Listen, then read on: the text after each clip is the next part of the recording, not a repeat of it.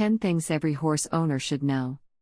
Before you buy a horse, you need to lay the correct groundwork, otherwise you run the risk of coming home with one that isn't suitable for you. Make a plan before you look at horses for sale and do these 10 basic steps first. 1. Take riding lessons for at least 6 months first. You will learn the foundation of how to ride, feed, handle and groom your horse, plus you will build a good relationship with the stables. They will be somebody you can turn to for help and advice, if the need arises. 2. Decide what type of riding you would like to do.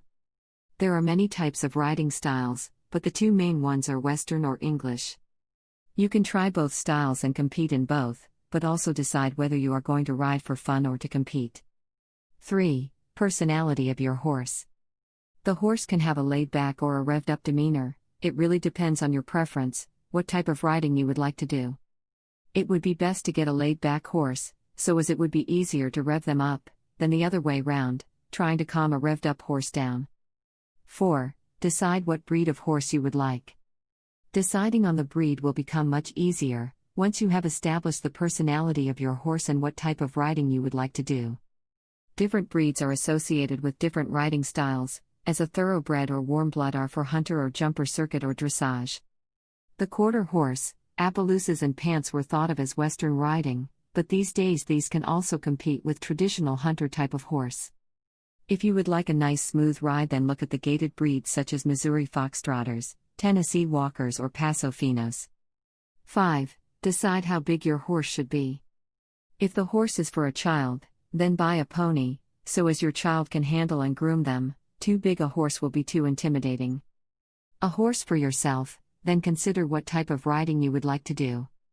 Western styles of riding do not require a large horse. Most stock-type horses can carry a large adult, even if the horse is 15 hands or less. However, if you want to show in hunter or jumper class, then a horse that is 16 plus hands is a necessity to be competitive. 6. Decide on the gender of your horse.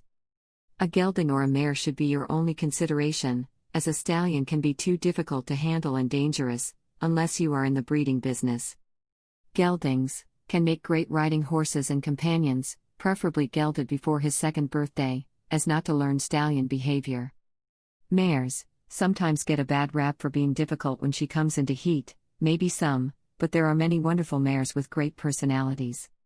7. Decide where you will keep your horse. If you plan to board your horse, first look at the stables where you take your riding lessons, also look at others as a backup. If you plan to keep your horse on your property, make sure you have safe and solid fencing and know your time schedule. Your schedule should allow you to feed your horse twice a day, every day come rain or shine. You also need to find out about liability laws as well. 8. How much can you afford for the initial cost of a horse? The initial price of a horse is an upfront cost. The more guinea you have, the more selection of your choice you have and leverage with the seller.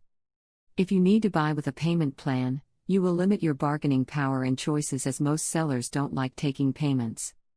9. Figure out your monthly expenses.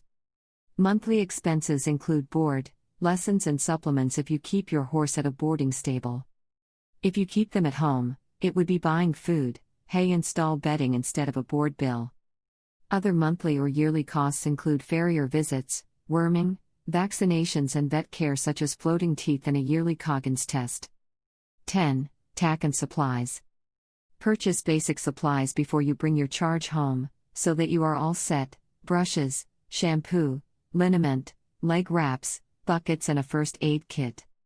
An all-purpose headstall and a few bits, saddle pads, saddle, halter and a long lead rope with a stout snap. Those are your basic supplies.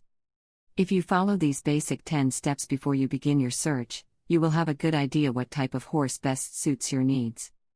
Thank you for taking the time to watch this video. Could you please like and subscribe to our channel? Thank you.